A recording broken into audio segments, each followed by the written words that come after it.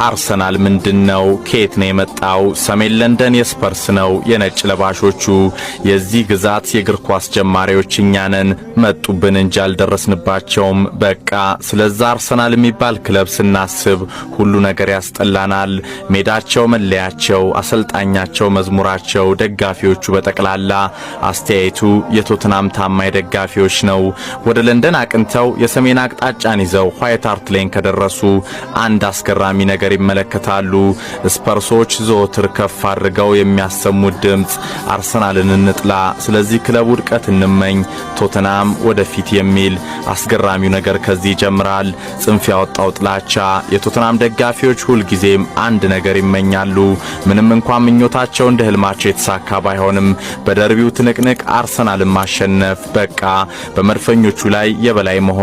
ከዛ ለምን አመቱን ሙሉ ውጤታቸው አይበላሽም? ግድ የላቸውም።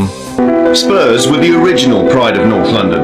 Well established, well supported. 100 ዓመት በላይ ባስቆጠረው የአርሰናልና ቶተናም ታሪካዊ ተቀናቃኝነት መድፈኞቹ በጎረቤታቸው ላይ አሳማኝ የበላይነት ቢኖራቸውም ስፐርሶች አሁንም ራሳቸውን የአርሰናል ተቀናቃኝ አድርገው ይወስዳሉ። ዋንጫዎችን ባናሸንፍም ከናንተ በላይ ለመቀመጥ ብንቸገርም በተደጋጋሚ ብትረቱንም አርሰናልን እየጠላን እንቀጥላለን ይላሉ የቶተናም ደጋፊዎች ዘወትር እንደ አዲስ የደርቢውን ትንቅንቅ ሲያሞቁ። የአርሰናል ደጋፊዎች ግን እመኑን እናንተ የኛ ተቀናቃኝ አይደላችሁም ይላሉ። አርሰናል በተለይ በመልካም እግር ኳስ ፍልስፍና አቀንቃኙ አርሰን ቬንገር እየተመራ ያመጣቸውን ስኬቶች በመጥቀስ ግን እስከመቼ ከኛ ኋላ እየተከተላችሁ ሲሉ ይደመጣሉ።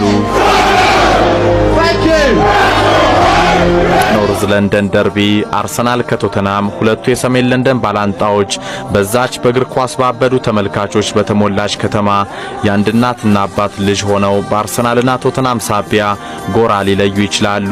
በደርቢው ትንቅንቅ ከወንድሞ ዘመዶ አሊያም ጓደኛው ቢጣሉም የሚገርም አይደለም።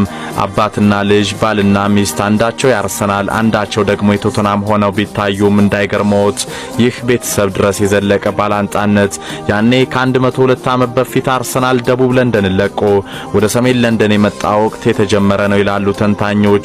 ዋንጫዎችን ባናሸንፍም ከናንተ በላይ ለመቀመጥ ብንቸገርም በተደጋጋሚ ብትረቱንም አርሰናልን እየጠላን እንቀጥላለን። መጡብን እንጂ አልሄድንባቸውም የቶተናም ደጋፊዎች ይናገራሉ። በሰሜን ለንደን ደርቢ አርሰናልን ከማሸነፍ በላይ ምን አስደሳች ነገር ሳለ ይላሉ። ሰሜን ለንደን ትሪቡን የኮከቦች ገጽ